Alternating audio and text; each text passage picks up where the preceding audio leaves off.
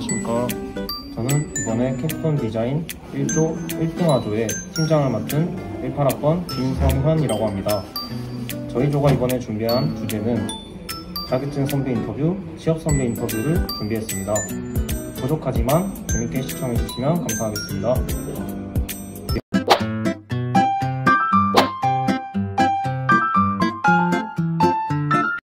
물류관리사 자격증을 취득하신 1호학번 김승우 선배님과의 인터뷰를 시작하겠습니다. 물류관리사 자격증의 중요성에 대해서 간략하게 설명을 해주시면 감사하겠습니다. 네, 물류관리사는 우선 공부량이 생각보다 적진 않습니다. 총 5과목을 쳐야 되는데 그 5과목이 이제 물류 전반적인 프로세싱에 대해서 다루고 있기 때문에 굳이 이제 물류 쪽이 아니더라도 무역 쪽에 취업을 한다 치더라도 그 전반적인 과정을 다 이해하고 할 수 있는 그런 과정들을 공부하기 때문에 물류관리사는 중요하다고 볼 수 있습니다. 물류관리사 자격증을 취득하시게 된 계기가 어떻게 되시나요? 솔직하게 말씀드리면 자격증으로 인해서 얻을 수 있는 장점은 크게 전 2가지가 있다고 생각하는데요. 첫 번째, 진짜로 그냥 말 그대로 자격증 공부함을 통해서 그거를 통해서 지식을 함량을 할 수 있는데, 그리고 그 둘째, 추후 취업 과정에 있어서 이 점이 저는 정말 중요하게 생각했습니다. 이제 취업 준비를 하는 과정에서 기업들의 우대 조건에 보면은 물류관리사를 넣어둔 데가 엄청 많습니다. 그런 걸 보면서 이제 취업 과정에 조금이라도 도움이 되고자 물류관리사를 취득하게 되었습니다. 물류관리사 자격증의 시험을 간략하게 설명해 주시거나 난이도, 또 얼마나 준비를 하셨는지 설명을 좀 해주시면 감사하겠습니다. 물류관리사는 총 5과목을 치게 되는데, 이제 무역물류를 전공한 학생이라면은 진입 장벽이 크게 높지 않다고 생각합니다. 근데 이제 1년에 딱 한 번 있는 시험이기 때문에 너무 가볍게 접근하면은 이제 또 다음번에 1년을 더 기다려야 시험을 칠 수 있기 때문에 너무 가볍게 생각해서는 안 되고, 그래도 최소한 2~3달은 정도 잡고는 준비를 해야 된다고 생각합니다. 이제 5과목 평균 60점 이상에 과목당 40점 이하면 꺼라게 되기 때문에 전반적으로 이제 각 과목의 플랜을 잘 짜서 공부를 한다면은 어렵지 않게 취득을 할 수 있다고 생각합니다. 이상입니다.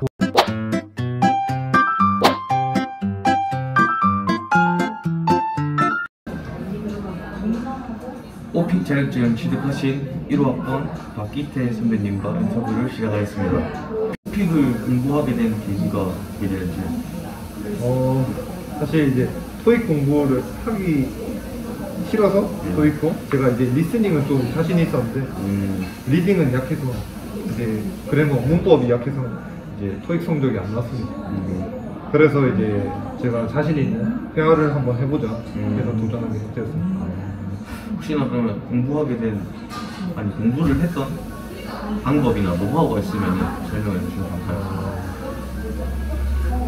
원어민처럼 이제 말하려고 노력도 했고, 이제 네이티브가 쓰는 표현들을 일상생활에서 이제 그냥 제가 살아가는데도 쓰려고 노력했습니다.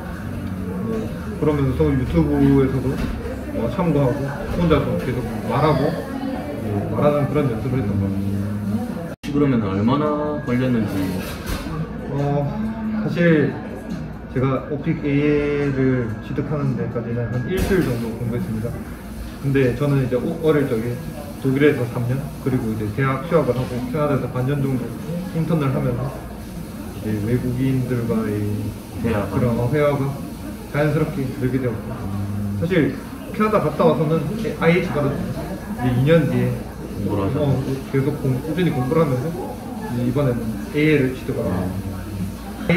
감사합니다, 선생님. 네, 감사합니다.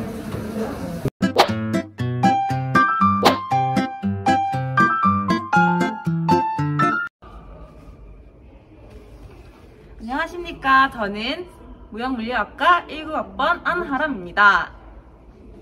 오늘은 17학번 왕희대 선배님의 보세사와 JLPTN1에 대해 인터뷰를 진행해 보겠습니다. 먼저 보세사에 관해서 보세사를 왜 준비해서 취득하게 됐나요? 그때 당시에 제가 아마 2학년 때였을 텐데, 그때는 이제 이 무역관리에서 관련해서 자격증이 하나도 없었어요. 그리고 전문 자격증 하나 따고자 했는데 딱 시기가 보세사 경우에는 1년에 한 번 있는 시험이거든요. 그래서 그 시기가 맞게 되었고 준비를 하게 돼서 따게 되었습니다. 네.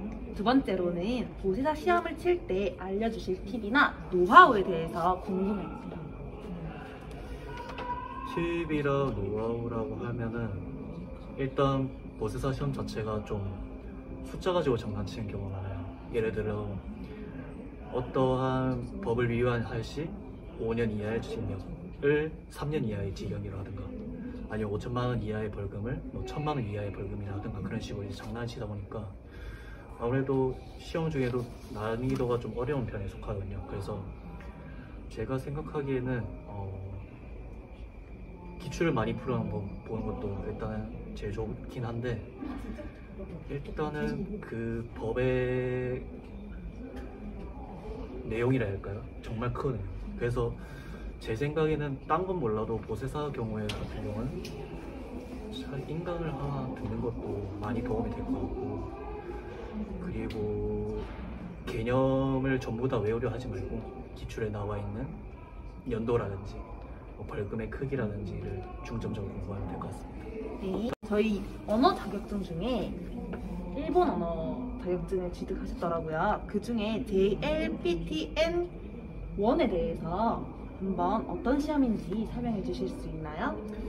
일단 JLPT 경우에는 이제 일본어 시험이고 일본에서 주관하는 시험이에요. 쉽게 생각하자면 이제 중국어 자격 시험이 HSK랑 많이 비교되거든요. JLPT에는 이제 N1에서 N5까지 나눠져 있고 보통은 시험 준비할 때 N3부터 준비하는 경우가 많아요. JLPT N3는 이제 다른 사람들은 보통 일본어 좀 한다. 그리고 JLPT N2의 경우는 이제 교환 학생을 갈 정도의 연수에 갈 정도의 되고 JLPT N1 경우에는 가서 일할 정도의 시험이라고 볼 수 있겠는데 그런 자격증 시험이다. 제일 대표적인 일본 자격증 시험입니다. 그 다음에 마지막으로 JLPT1과 JLPTN 중에서는 가장 높은 급수라고 하는데 혹시 난이도는 다른 급수에 비해서 얼마나 어려울까요? 일단 보통 자격증을 준비한다는 사람들은 N3부터 준비하는 게 보통이고요.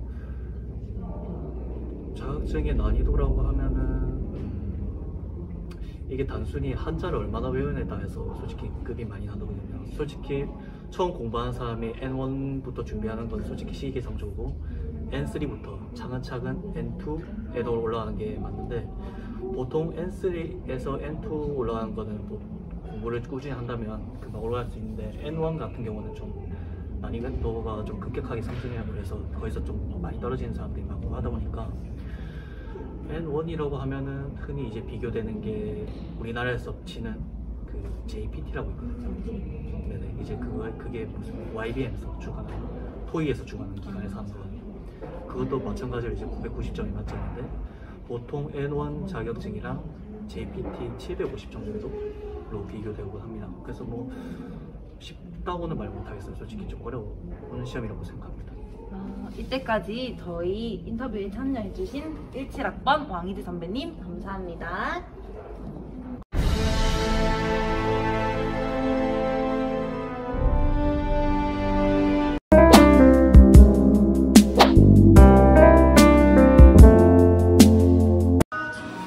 네, 안녕하십니까. 저는 무역물리학과 18학번 김민재라고 합니다.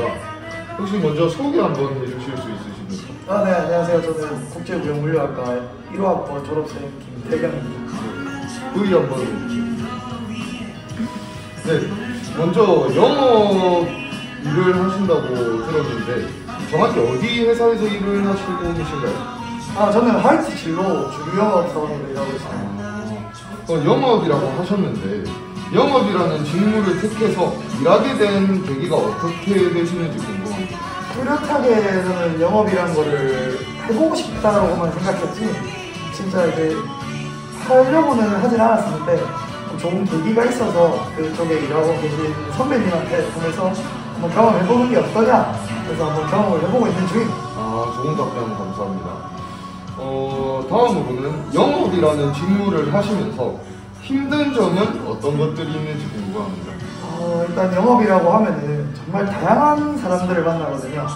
정말 이런 사람이 있으면 또 이런 사람이 있고 각기 다른 성향을 가진 사람들을 만나다 보니까 그 사람한테 맞추는 게 제일 힘들다고 저는 생각을 하거든요. 저는 힘든다는 거는 딱 정확히 말하면 사람 대하는. 그렇죠. 여러 사람들을 만나다 보니까 되게 힘들죠. 답변 감사합니다. 자, 마지막으로 질문 드릴 것은 영업이라는 직무를 하려면 어떠한 각오나 준비가 필요하다고 생각하시는지, 후배들에게 어떤 말을 해주고 싶은지. 앞서 두 번째 질문 때 답했듯이 여러 사람을 만나다 보니까 가장 중요한 거는 저는 성격이라고 생각해요. 내성적인 성격을 가지고 있으면 먼저 모르는 사람, 처음 본 사람한테 다가가기 힘드니까 그게 제일 힘든 점이죠. 일단은 후배들도 꼭 영업에는 추천을 하고 싶습니까? 좋은 경험이라고는 생각을 하는데 각기 다르니까 한번 겪어보고 싶으면 겪어보는 것도 나쁘지 않다고 생각해요. 일단 질문 이 시간 내주셔서 감사하고, 지금까지 18학번 김민재 1학번 김태경이었습니다. 감사합니다.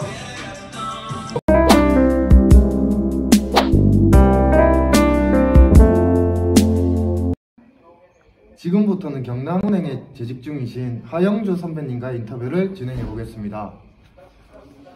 무역학과를 졸업하셨는데 네. 학교를 다닐 때부터 은행원이 되려고 하셨던 건지 궁금하고 네. 은행원이 되려고 했던 계기가 궁금합니다. 은행원 일단은 우리 문과에서 상경 계열에서 갈 수 있는 것 중에 제일 아웃풋이 좋다고 생각하는 데가 은행이었거든요. 급여적인 거나 복지나. 그래서 저는 은행을 생각했고, 네. 그래서 뭐 일단은 뭐 무엇보다도 금전적인 거나 뭐 복지 이런 부분에서 은행이 제일 좋다고 생각했어요. 네, 두 번째 질문. 네. 은행원이 되는데 네. 자격증이나 스펙 같은 도움이 될 만한 요소들이 있을까요? 일단은 저는 기본은 토익, 일단 영어 점수가 깔려야 된다고 생각하고요. 왜 그러냐면은 제 생각에 뭐 이건 제 생각인데 토익 점수가 없으면 그냥 서울에서 그냥 자동으로 거르는 것 같아요.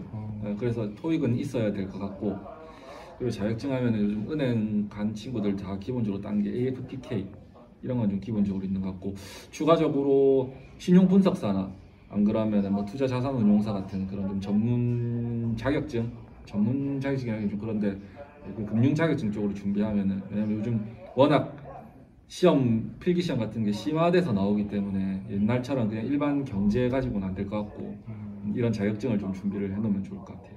네, 감사합니다. 네. 세 번째 질문 드리겠습니다. 네.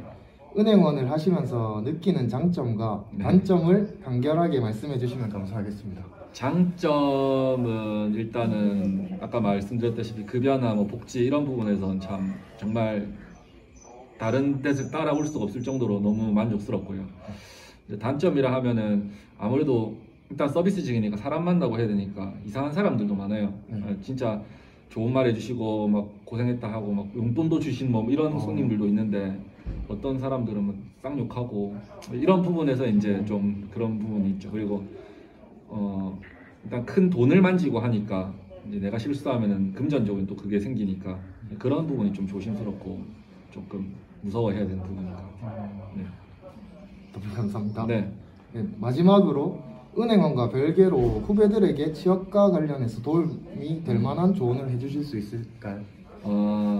취업과 별개로 일단은 학교 내에서 하는 그냥 활동들 그런 거 많이 했으면 좋겠어요. 또 뭐 예를 들면 우리 과에서 하는 거 해외 비즈니스 체험단 이런 거 참여하고 그러면 이제 내가 보는 안목도 넓어질 거고, 거기서 또 많은 사람들도 알게 될 거고, 또 교수님들한테 또 항상 또 많이 가서 또 여쭤보고, 교수님들이 도움 많이 주실 거거든요. 내가 뭐 하고 싶은 거 어떤 건지 뭐 상담도 해보고, 또 내가 뭐 길을 정했으면 이렇게 준비하려면 어떻게 해야 될지, 또 오늘처럼 교수님한테 말씀드리면 저 같은 이 선배를 연결도 해줄 수 있을 거고, 네, 그렇기 때문에 일단은 이런 활동할 수 있는 거 많이 해보고 교수님들한테 좀 조언도 많이 얻고 이런 거 좀 많이 했으면 좋겠어요. 지금까지 질문에 답해 주셔서 네. 지금까지 저희 학과에서 졸업하신 하영주 선배님이셨습니다. 감사합니다.